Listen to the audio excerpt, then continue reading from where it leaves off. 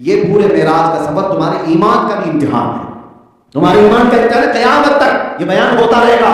ایسا نہیں کہ پہلی بار آپ معراج کا واقعہ سننے کے لیے بیٹھے، جب سے ہوش سنبھالا ہر سال آپ سنتے آئے اور سنتے بھی رہیں گے، اور اس واقعے میں کوئی بھی پرانی بات یعنی پرانا پن نہیں آئے گا، جتنی بات سنیں گے ہر بار لذت نہیں آئے گی۔ کیوں؟ یہ دین اسلام ہے، پرانا نہیں ہوتا۔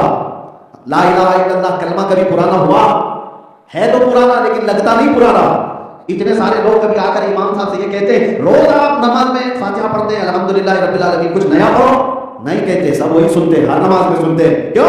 یہ پرانا نہیں ہوتا، اللہ کا کلام ہے، جتنی بات سنو گے لذت بڑھتی جائے گی۔ وہ دنیا کے نکوسلے گانے ہیں جن کا ایک سیزن ہوتا ہے، اس کے بعد ختم، پھر ختم ہو جاتا ہے۔ کوئی بھی نئے ڈائلاگ آئیں گے، فلمیں آئیں گی، گانے آئیں گے، چند دن ان کی خوب دھوم دھام لوگ اپنی زبانوں پر جلا رہے ہوں گے، لیکن ایک جنریشن بھی ختم نہیں ہوتی کہ وہ گانے ختم ہو چکے ہوتے، ان کو جاننے والا بھی اور ان کو یاد رکھنے والا بھی نہیں رہتا۔ لیکن قرآن کریم کی یہ معجزہ ہے، میرے نبی کے تذکرے بھی ایسے معجزے ہیں، ہر آنے والا بچہ اس کو یاد بھی کرتا ہے اور سناتا بھی رہتا ہے، اور پرانا کبھی نہیں لگتا۔ حیرت کی بات ہے کہ نہیں، ایک کہانی آپ 2-3 بار سنو تو آپ کو اتنا ہٹائے گا۔ انسان کی طبیعت میں ایک کہانی اگر بار بار سنے گا تو اس کو مزہ آئے گا؟ نہیں آئے گا۔ لیکن حسین اعظم کے کربلا کے واقعات ہر سال سنو، ارے صرف مزہ نہیں، آنکھیں بھی نم ہو جاتی ہیں۔ ہوتا ہے کہ نہیں ہوتا ہے؟ کربلا کے واقعات جب جب سنتے ہیں آنکھیں نم ہو جاتی ہیں، غم آ جاتا ہے۔ کیوں؟ حسین کا تذکرہ بھی کبھی پرانا نہیں ہوتا۔ یہ دین اسلام کی خصوصیت ہے۔ یہ جتنی بھی ترقی کرتے جاؤ، دنیا جتنی بھی آگے بڑھ جائے، لیکن رسول اللہ کا تذکرہ کبھی پرانا نہیں ہوگا۔ یہ ہر دور کے رسول ہیں، ہر زمانے کے نبی ہیں۔ آج بھی اگر ہو سکتا ہے آپ نے بچپن سے سنا ہوگا، اگر ایک بار میں میرے نبی کے حسن کی بات کروں تو سب مچل جائے گا، لیکن ایسا نہیں کہ نیا ہے، یہ سنا ضرور ہے آپ نے، لیکن پھر میں اگر کہوں تو مچل جائیں گے۔ ہوتا کیوں ہے؟ انسان کی طبیعت نے روز دال چاول بھی کھانا پسند نہیں کرتا، روز گوشت کھانا بھی پسند نہیں کرتا، ایک کپڑے پر بھی روز نہیں رہتا، اس کو ہر دن نیا چاہیے۔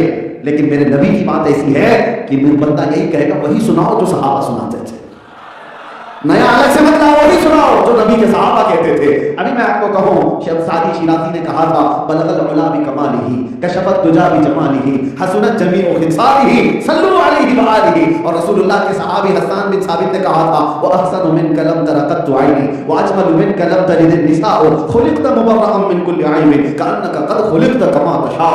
عربی شعر ہے، آج بھی یاد ہے، لوگ جھومتے ہیں۔ کیا کہا تھا حسان بن ثابت نے؟ میرے نبی کو دیکھ کر آپ سے زیادہ خوبصورت میری آنکھوں نے دیکھا نہیں۔ توجہ، حسان بن ثابت کو کوئی یہ کہہ سکتا تھا ارے حسان تم نے نہیں دیکھا، ہوگا کوئی اور خوبصورت؟ حسان بن ثابت نے کیا کہا اپنے شعر میں؟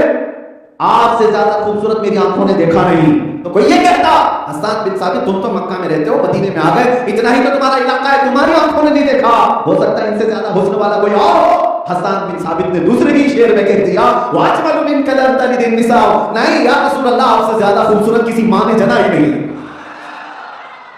میری آنکھوں نے نہیں دیکھا، اتنا ہی نہیں کسی ماں نے جنا ہی نہیں۔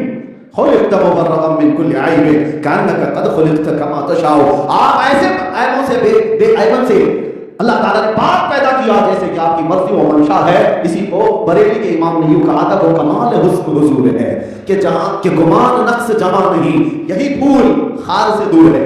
حضور دنیا کے سارے پھول کانٹوں سے بھرے ہوئے ہوتے ہیں، خار کہتے ہیں کانٹا، جو بھی پھول ہے خوبصورت ہوتا ہے لیکن کانٹے ہوتے ہیں ساتھ میں، لیکن اعلیٰ حضرت کہتے ہیں ہمارا پھول وہ ہے یہی پھول خار سے دور ہے اور یہی شمع ہے کہ دھواں نہیں۔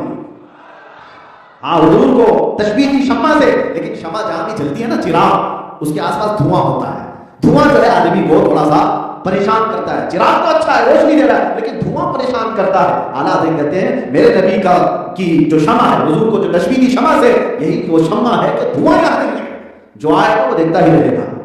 عزیزان گرامی کا تذکرہ مصطفیٰ کبھی پرانا نہیں ہوتا، سفر معراج بھی قیامت تک پرانا نہیں ہوگا۔ میرا خود کا سفر یا آپ کا کسی کا سفر 2-4 بار بیان کر دو، دیکھو لوگ کہیں گے بس کرو مولانا کتنی بار بولتے ہو، کتنی بار بولو گے، سن تو لیا ہم نے، لیکن نبی کے سفر کو کہو، آپ کہیں گے اور بولو اور بولو۔ وجہ کیا ہے؟ اس میں اللہ تعالیٰ نے روحوں کو لذت میرے مصطفیٰ کے ذکر میں رکھی ہے، ہمارے ذہن اور ہمارے قلوب کی لذت اللہ نے میرے مصطفیٰ کے ذکر میں رکھی ہے، اور اسی لیے میرے آقا کے ذکر سے کبھی کوئی پریشان نہیں ہوگا۔ میں نے مصر میں دیکھا ہے، مصر کے لوگ، ایجپٹ کے، عربی پیدائشی عربی ہے، مادری زبان عربی ہے۔ ہمارے استاد مولود کی محفل کرتے تھے، ہر جمعہ ہم بھی جاتے تھے، اور جب ان کی محفل ختم ہوتی ہم ہندوستانی طلبہ جو پڑھنے کے لیے وہاں تھے، پاکستانی تھے، بنگلہ دیشی تھے، انڈونیشی، مالیشی، سب سارے لوگ آتے تھے، मौलूद की महफिल अरबी में होती और जब महफिल खत्म हो जाती तो शेख ये कहते कि इंडियन स्टूडेंट्स कौन है यहाँ पर, हिंदुस्तानी तलबा कौन है, हम खड़े होते कहते वो पढ़ो मुस्तफा जाने रहमत पे लाखों सलाम। हम पढ़ते थे, पूरा सलाम पढ़ लेते थे, वो खड़े झूमते रहते थे, उनको समझ में कुछ नहीं आता, अरबी लोग हैं, लेकिन मुस्तफा जाने रहमत पे लाखों सलाम हम पढ़ करके आते। एक दिन मैंने पूछा था, उस्ताद जी आपको समझ में आता है ये कि ये पूरा सलाम को हम लोग पढ़ते हैं, आप क्यों बार बार कहते हैं? उन्होंने कहा इश्क के लिए समझ की जरूरत नहीं होती, जिस जुबान में बंदा आशिक होता है वो पूरी दुनिया को कायल करके रहता है, पूरी दुनिया को कायल करके रहता है। मेरे अजीजों, एक वाकया भी मुझे याद आता है। मुंबई की सरजमीन पर केरला के एक बहुत बड़े आलिम दीन थे, आज से तकरीबन 20-30 साल पहले की बात बता रहा हूं, 93 में। आप इधर मुतवज्जो रहे, मैं भी इस तरफ रहे। केरला की जुबान तो आप जानते हैं मलयालम, वो ऐसे बाउंस जाएगी कि आपको समझ में ना आए। मलयालम हम हैं हिंदुस्तान में, लेकिन इतनी कड़क जुबान है कि जल्दी लोगों के समझ में नहीं आती। लगता है यहां ट्रस्टी ज्यादा है बिठाने वाले। बहरहाल एक आदमी काफी है बिठाने के लिए, बाकी सारे लोग खुद बैठ जाएंगे, बच्चे तो नहीं। आप तवज्जो रखिए, महफिल को डिस्टर्ब ना करें। दुरूद पाक अल्लाहुम्मा सल्लि अला सय्यिदिना मुहम्मद मअदनी जुद वल करम व आलिहि व असहाबिही किराम नबील करीम व बारिक वसल्लम सलातन दाइमतन सरमदन अबदा। मैं बात कह करके आगे बढ़ जाता हूँ। बड़े आलिम दीन थे। 93 में मैंने अपने बड़ों से सुना कि वो आए और स्टेज लगा और मलयालम में वो बयान करते, उनका जो जज्बाती बयान था लोगों में मशहूर था। मैं नाम नहीं जिक्र कर रहा, लेकिन एक ट्रांसलेटर साथ में खड़ा रहता था। वो मलयालम में बोले, उसके बाद ये ट्रांसलेट करे, फिर वो बोले, फिर ये ट्रांसलेट। हैरत की बात है, मुंबई के इलाके की वो महफिल आज भी लोगों के जहन में है। लोगों ने ट्रांसलेटर से कहा तू बैठ जा, तर्जुमा करने की जरूरत नहीं, उनको उन्हीं की जुबान में बयान करने दो, इसलिए कि वो जो इश्क की बात कर रहे हैं समझ तो कुछ नहीं आता, उनके जज्बात देख करके दिल में मचल होती है। बहुत सारी जगहों पर बॉडी लैंग्वेज ही इश्क फैलाती है।